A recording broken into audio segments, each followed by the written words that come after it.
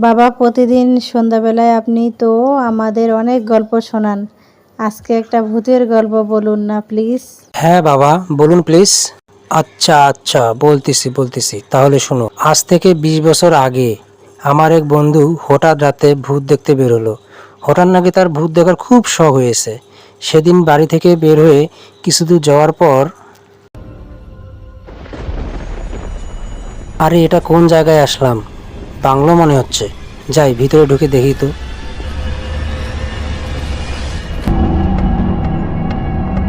দোতলায় যাব, ভয়ও লাগতেছে। শরীরটা কেন জানি কাটা দিয়ে উঠতেছে। যাই, না গেলে বুঝবো কেমনে।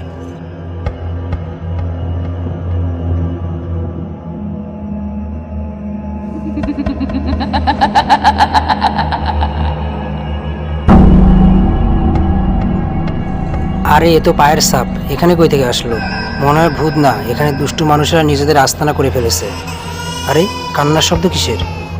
কে কান্না করতেছে? যাই তো আর একটু ভিতরে।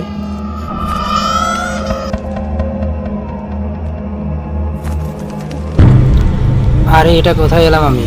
দোতলার উপর আরো একটা বাংলোর দরজা। না না, কিছু তো একটা কাহিনী আছেই।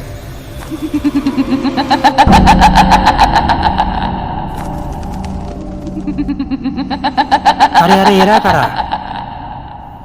কিরে, ভূত দেখতে এসছিস? তুই জানিস না, ভূতেরা না চাইলে কখনো দেখা দেয় না।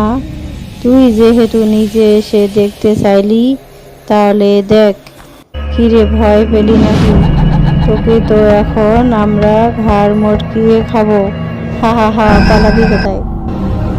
ওরে পালাই রে, পালাই পালাই পালাই।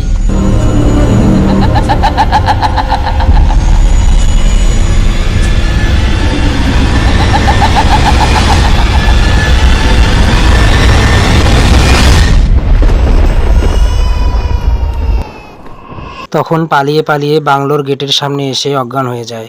সকালে বাংলোর পাশ দিয়ে এক লোক যাচ্ছিল, বন্ধুকে দেখতে পেরে হসপিটালে নিয়ে যায়। পরে ওর আর কিছু মনে থাকে না। ওরে বাবা রে, কি ভয়ঙ্কর! আচ্ছা বাবা, বাংলোতে কি এখনো ভূত আছে? সবাই বলে এখানে ভূত আছে, তবে অনেক ভূত নাকি আছে প্রতিদিন রাতে কেউ ওর পাশ দিয়ে যায় না। সন্ধ্যা হলেই সবাই বাড়ি চলে যায়। খুবই ভয়ঙ্কর। আরও ভূতের গল্প শুনতে চাও? তাহলে প্রণয় নিবেশন ইউটিউব চ্যানেলটি এখনই সাবস্ক্রাইব করো। ভিডিওগুলোতে লাইক ও কমেন্ট করো, তাহলে নিত্য নতুন আরও অনেক ভিডিও পেয়ে যাবে।